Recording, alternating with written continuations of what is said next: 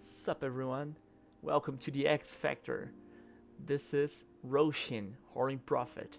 This is a commander where I've been playing for a while. She's a Growth Giant Shaman 4/4 that she works around X spells, right? Spells with X in its mana cost. I've been having a lot of fun playing her. So, whenever she enters, you gotta mill 6 cards and you can put a card with X in its mana cost into your hand from the milled cards, right? So this is already a recursive thing on her where she feeds your hand in order to activate her. So whenever you can tap here, you can reveal any number of cards with X in their mana cost from your hand and add 2 colorless mana for each one revealed this way. You can only spend those mana to pay for X. So usually you have big creatures where Hydras, or anything with X will be pretty much big, right? You can pretty much play them with sometimes 16 counters, 8 counters. The common sense would be 8 counters, I will show it. We also run big non-creature spells as damage spells, interaction spells as Pass Infestation. So I think the deck is pretty much making big plays in your turn and impacting the table with those pretty much accelerated spells. So how does that work? We just gotta play her and tap her. No big issue. So you will show your hand or the X cards, the cards with X cost from your hand and generate a lot of mana. So if you have 4 cards with X into your hand, you just show them all and okay, I'm generating 8 mana. And we gotta spend them to play big friends or big spells. Like Voracious Hydra, we just spend those 8 mana to make a 16-17 creature. Or we can use it to just fight another creature and control the board. So 8 mana, it's a lot of mana, but what if we could go bigger, like untapping Rosheen with 1000-Year Elixir or Mage Right Stone, or untapping it with instants as Emerald Charm, that also can be used to destroy non-aura enchantments, or just duplicating the X cost with Unbound Flourishing. We also run the common commander stuff as draw, interaction, and that kind of stuff, but we want to make it inside the X cost. So we have more fuel to Rosheen. So as in card draw, we got Market Back Walker, Lifeblood Hydra, that draw cards equal to its power when it dies. We can run Return of the Wild Speaker to draw equal to the biggest power that you have. And here we don't run any humans, so all of our big creatures will be drawing us a lot of cards with that. Here I also run Compost. For 2 mana enchantment, whenever a black card goes into one of your opponent's graveyards, you may draw a card. So most of the commander pods I play, there's someone with black most of the times. So this is a draw machine that goes pretty wild. I also run Breakout because it can give me a creature. Most of my creatures are mana value 2 or less, but I don't run it to put the creature on the battlefield. I just want to filter and search for more creatures with X in its cost. So we also, as I said, we also run a lot of interaction.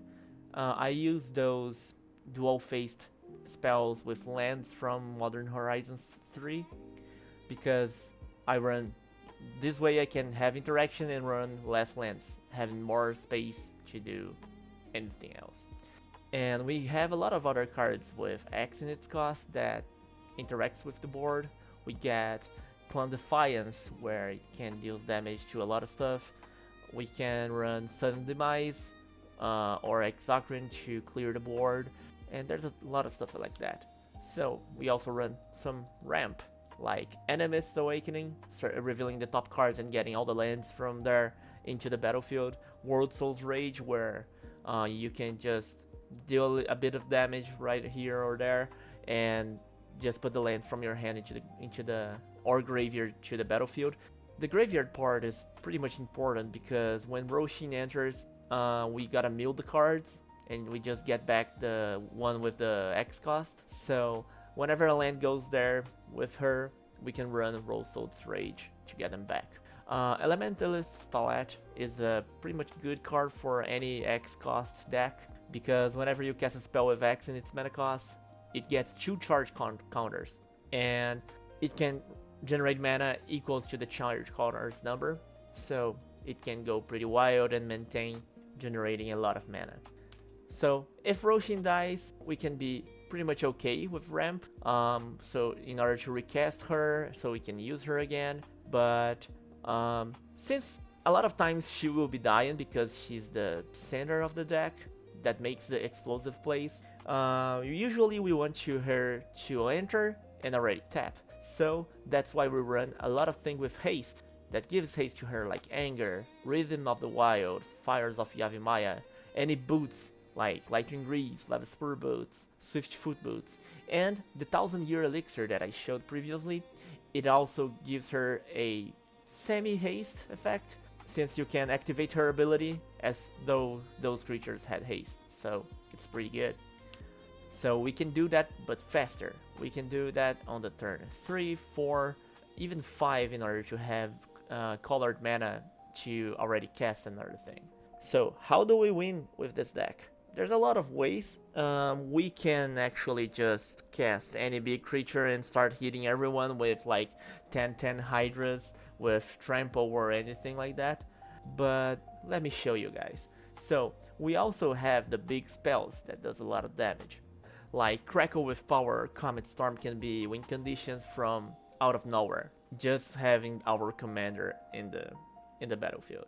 So we also can run duplicate spells in order to make those damage spells bigger and just kill out of anywhere. As Flare of Duplication or Reverberate, that's the red portion of the deck, right? And we can run just any big creature and just play Chandra's Ignition or use Garruk's Surprise and Trample to make them more menacing. So, other win condition I run here is the Passive Infestation, Termagant Swarm, Tervigan, that makes a lot of tiny creatures into our board, and just finish off with Finale of Devastation for 10 or more. Everyone gets haste, get big, and just ready to kill anyone on site. So, my final thoughts on this commander is pretty much fun, but this is the kind of commander that I enjoy pretty much playing her.